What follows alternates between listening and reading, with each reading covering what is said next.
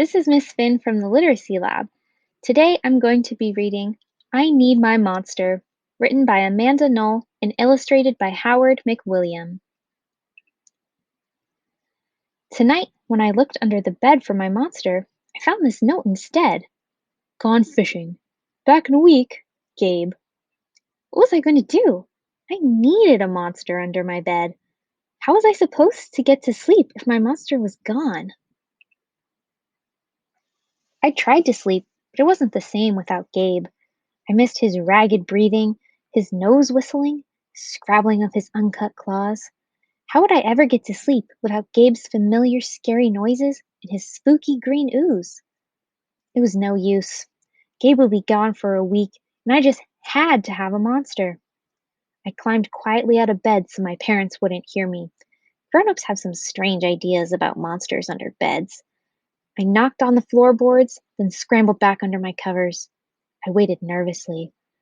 Would a new monster appear? What would he be like?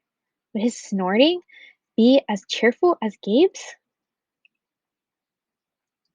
When I heard some creaking under my bed, I knew that the substitute monster had arrived.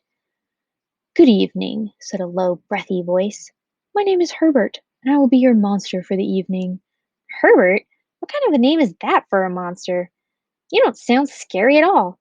Have you ever scared a kid before? Well, no, but I've read all the best books on the topic. Do you have long teeth and scratchy claws? I asked. No, but I have an overbite, and I'm a mouth breather. Listen.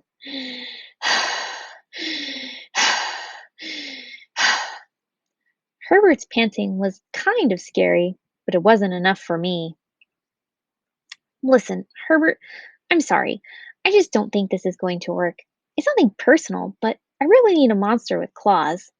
Picky, picky, Herbert complained. As you wish. I'll go.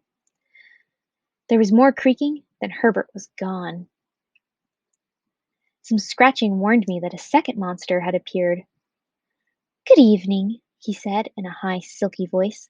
My name is Ralph. I understand you need a monster with claws. If you would please lean over, I will hold out an arm for inspection. I crouched on the edge of the bed, hoping to see a horrible, shaggy arm with sharp, ragged claws. Instead, I was surprised to see sleekly brushed fur with smooth, shiny claws. Excuse me, I don't mean to be rude, I asked, but is that nail polish on your claws? Yes, it is, Ralph replied. I believe professional monsters should always be well groomed. I could tell that this was not going to work either. I'm sorry to disappoint you, Ralph, but I need a monster with scary claws. Like Gabe's, I thought. I heard some more scratching, and I knew Ralph was gone. A minute later, a third voice from under the bed rasped, Check out these claws, kid. I gathered my courage and peered over the edge. Claws were impressive, jagged, dark, and razor sharp. So far, so good. I was a little nervous. Could you stick out your tail? I whispered. Sure, but don't get scared. I peeked through my fingers at the slimy tail slithering over the foot of my bed. That's when I noticed the bow. Are you a girl monster? Of course I am, she snapped. I'm Cynthia. Do you have a problem with that? Um, yeah, I do, I admitted. I definitely need a boy monster. Boy monsters are for boys and girl monsters are for girls. Everybody knows that. Well, aren't you a picky one? She sniffed, and then she was gone. Was I being too picky? No. I knew that my monster needed to be well clawed and menacing. The whole point of having a monster, after all, was to keep me in bed, imagining all the scary stuff that could happen if I got out. Then I heard a shuffling noise and some slobbering. A fourth monster was under my bed. Hey, my name's Mac. One look at his claws proved that Mac was a big, scruffy boy monster. I shivered. Maybe this one would work out. Those are excellent claws. Do you have a long tail? I leaned over to see.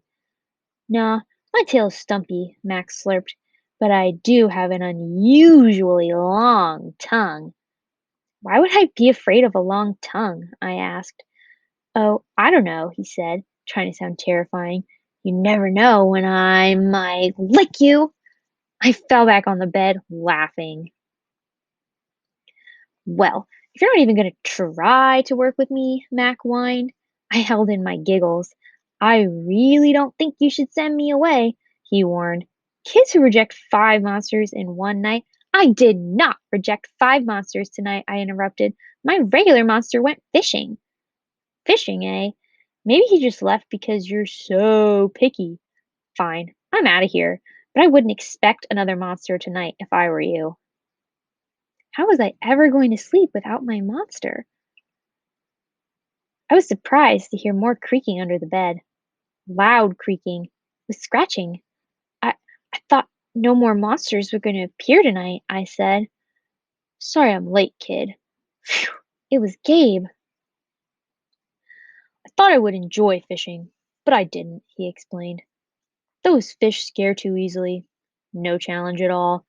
You, however, are challenging, my friend. You're almost too old to be afraid of monsters. You keep me on my toes. Ah, toes, a delicious snack. The bed quivered as Gabe's stomach rumbled with hunger. Now, if you don't mind, I'd like to start the evening with an ominous puddle of drool. I peeked over the edge of the bed. Green ooze spread soundlessly from underneath. Then the bed trembled as Gabe unfurled his spiked tail. He was daring me to guess where he might pop out. I shivered. So, you had some substitute monsters tonight, Gabe said, sharpening his claws on my bedpost. Were you scared?